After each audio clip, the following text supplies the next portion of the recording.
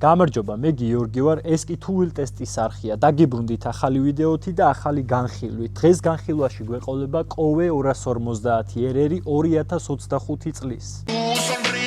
Sin pensar que al mirarte solo porque estoy sufriendo colegiala de mi amor. Hoy te he visto con tu libro caminando y tu carita de coqueta colegiala de mi amor. Hoy te he visto con tu libro caminando y tu carita de coqueta colegiala de mi amor. Hoy te he visto con tu libro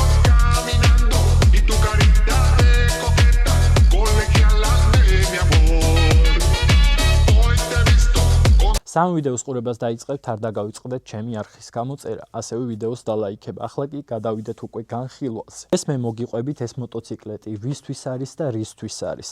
ჩემი აზრით არა.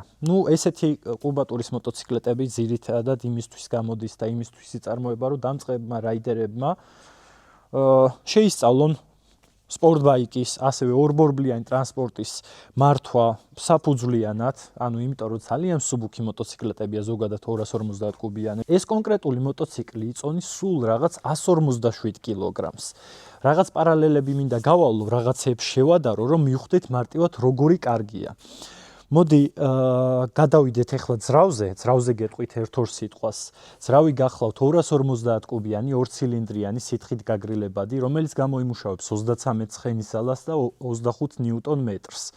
ეს სიმძლავრე კი საშუალებას გვაძლევს 160 კმ/სთ-მდე წაუჩქარდეთ. გავიაროთ სპეციფიკაციები, მინიმუმ მოხილვა გავაკეთოთ სპეციფიკაციების და მერე უკვე შედარებებზე გადავიდეთ, რომელიმე კონკრეტული ბრენდი ავიღოთ და იმათ მოტოციკლს შევადაროთ, რომ უფრო მარტივი გახდეს აღსაქმელად, როგორი მოტოციკლია ეს. წონა გახლავთ სულ რაღაც 157 კილოგრამი, ძალიან მსუბუქი 157 კილოგრამი, დაახლოებით სკუტერის წონაა, მარტივად რო გითხრათ. საწვავის აუზი გვაქვს 13 ლიტრიანი, საწვავის მოხმარება კი გახლავთ 2.5 ლიტრი 100 კილომეტრზე. ძალიან ეკონომიური მოტოციკლია.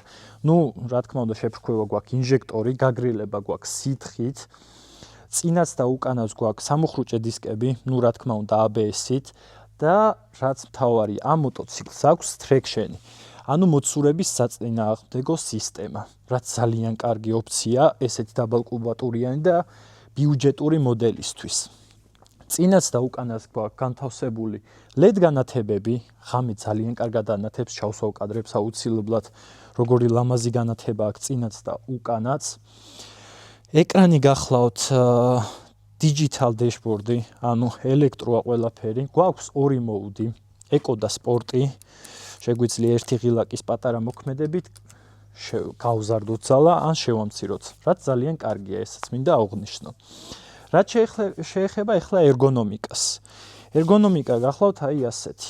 მოკლედ მე ვარ 1.80 m, ეს ყველა მიცის უკვე ვინც მე მიყურებს და ზივარ საკმაოდ კარგად. ფეხი მყარვად მიდევს, ბოლომდე მიდევს და ჯდომისას, ჩემთვის ძალიან კომფორტული მოტოციკლი გამოდის საბოლოო ჯამში. მთლად სპორტის ჯდომა არა აქვს, რაღაც გადაწოლილი და წაწოლილი და წამოწოლილი არ ხარ, მაგრამ მაინც ფეხზე დგას. ასეთ პოზიციაში გვიწევს უკვე მართვა. ავტობანზე თუ გავალთ და გაზაობას დავიწყებთ, დაახლოებით ასეთ შეგვიძლია დავჯდეთ. რაც ძალიან კარგია ჩემი აზრით. მოდი ეხლა ვისაუბროთ ვისთვის არის ეს მოტოციკლეტი. ეს მოტოციკლეტი არის, რა თქმა უნდა, დამწყები რაიდერებისთვის და დამწყები რაიდერებისთვის რა არის მთავარი? მოტო არ იყოს ძალიან ჩქარი, არც ნელი, კონდეს უსაფრთხოების სისტემები, როგორიც არის ABS-ი და ტრექშენი, ეს ყველაფერი ამ მოტოციკლში გვაქვს. იყოს ხარისხიანი და გამძლე, ყოვეს ხარისხი და გამძლეობა არ ეშლება დამიჯერეთ. იყოს ეკონომიური, ასევე გვაქვს დამატებით ოფციად ტელეფონის დამტენი, ძალიან კარგია. თუ დაგვიჭდა გზაში ტელეფონი, შევაერთებ დავტენით. სავარძლები გვაქვს. არც რბილი, მაგრამ არც მაგარი. არ შეუწუხები ვარ ახლა ეს დღეები, რაც დავდივარ ამ მოტოციკლეტით, სავარძელს ნამდვილად არ შეუწუხები ვარ. გზავრის კამი კი გეცოდინებათ ყველა მოტოციკლზე, რატომღაც მაგარია, არ ვიცი რატო. ცოდოები არ არიან გზავრები, მაგრამ ეს უფრო რბილია ჩემ მოტოციკლთან შედარებით. რაც შეეხება ახლა ვიზუალს, ვიზუალი გვაქვს, ფანტასტიკური, ძალიან მომეწონა. ეს წვეტიანი ცხვირი, ეს ულამაზესი LED ფარები, გვერდზე ეს კანტები, ფრთები, ძალიან ლამაზი მოტოციკლია საბოლოო ჯამში და ეფექტური. რაც მთავარია, ყველასთვის დამწყები რაიდერისთვის რა არის ხოლმე მთავარი, რომ მოტოციკლ დაბალკუბატურიან მოტოციკლს იმიტომ არ ყიდულობენ, რომ პატარა მოტოს გავს. მაგრამ ეს დაახლოებით ამ ვიზუალით ახლა ზემოდან რო ვუყურებ, ამ კადრსაც ჩავსვავ, დაახლოებით 400-450 კუბატურიანი მოტოციკლის ეფექტს ტოვებს, ვიდრე 250-იანი რაღაცა პატარა სპორტბაიკის. მოდი ახლა შედარება გავაკეთოთ ჩემთვის ერთ-ერთი საყვარელი ბრენდის და ერთ-ერთი ცნობილი ბრენდის CF Moto 250S-თან არა, 300S-თან შევადაროთ. 300S-თან ამ მოტოციკლს რა უპირატესობები აქვს? ჩამოგითვლით. წვა, კოვე უფრო ცოტა საწვავს მოიხმარს, დაახლოებით 1 ლიტრით ნაკლებ საწვავს მოიხმარს ეს მოტოციკლი 300S-თან შედარებით. ეს 2 ცილინდრიანია, ის ერთი, ანუ 1 ცილინდრით მეტი გვაქვს, რაც იმას ნიშნავს, რომ უფრო ნაკლები ვიბრაციები გადმოდის ტანზე და მოტოციკლზე ძრავის მუშაობისას. ამ მოტოციკლში ბარემ ვიტყვი, რომ ვიბრაციები საერთოდ არ შეუწუხები ვარ, 300S არის ბევრჯერ მყავს ნატარები და 300S-ზე ვიბრაციები მაინც შემაწუხებელია. ამაზე არ შეუწუხები ვარ. ასევე უსაფრთხოებას რაც შეეხება ABS იმასაც აქვს და ამასაც, მაგრამ ამას დამატებითად აქვს traction control-ი, რაც ჩემთვის ერთ-ერთი პლუსია იმისთვის, რომ დამწყებმა რაიდერებმა უსაფრთხოდ დაიწყოს სწავლა, მოძრაობა, სეირნობა, ბევრი რაღაცა.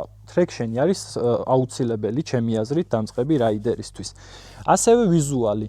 ვიზუალი ამას უფრო აგრესიული აქვს, ვიდრე 300S-ს, მაგრამ ვიზუალი გემონების საკითხია ჩვეულებრივად. მოკლედ 300S-ს თუ შევადარებთ და არა 250S-ს, მე ეს მოტოციკლი მირჩენია და რატო კიდევ ერთხელ ავხსნი. უსაფრთხოების სისტემები, ვიზუალი და ასევე ცხენის ზალები. ეს თუ 250-ია და ის 300, 4 ცხენის ზალით მეტი აქვს 250, ანუ კოვეს 250, 4 ცხენით მეტი აქვს ვიდრე 300S-ს და აჩქარებაშიც დაახლოებით 1 წამიანი სხვაობაა და საკმაოდ ბევრია 1 წამიანი სხვაობა. მოდი გავაგრძელოთ ახლა ჩვენი მოტოციკლის განხილვა. სუპორტები გვიყენია ტაისკოზე კი მოგიყევით უკვე 800 adventure-ზე ვინ არიან, რა უნდათ და რას აკეთებენ. საკმაოდ კარგად მუშაობს მუხრუჭი, ანუ რაღაც ის შეგრძნება არ მქონია, რომ ვერ ვჩერდები მოტოციკლით და რაღაცა ასეთი არ მქონია. თბილისიდან რაც გამოვედი და ავტობანზეც ვიარე, გადასწრება პრობლემა არ არის, შეგრძნება არ გექნებათ, რომ ვერ ვასწრებ და უკან და ჩავდგე და რაღაცა მსგავსი რაღაცა არა. ხმაც საკმაოდ კარგი აქვს, მოგასმენინებთ ახლა.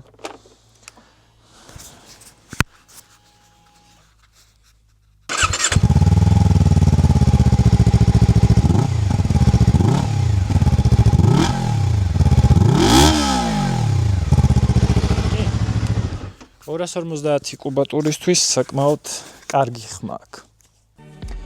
რაც შეეხება უკვე მართვას, კადრებს ხედავთ ალბათ ახლა როგორ იმართება სერპანტინებზე, სწორზე და ასე შემდეგ.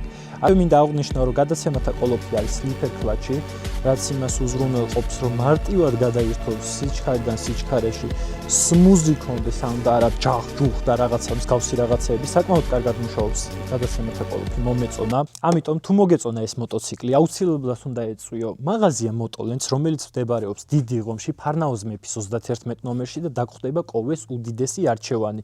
ეს კონკრეტული მოტოციკლეტი კი დაგელოდება აუცილებლად Motolens-ის შოურუმში. ასევე მადლობა მინდა გადაუხადო Bikelands, Mopedepos და Motolens, რომ გვიდგას გვერდში ესეთი მაგარი კონტენტი ვაკეთოთ. ახლა კი წავედი, დაელოდეთ შემდეგ ვიდეოს და არ დაგავიწყდეთ ჩემი გამოწერა. ნახვამდის.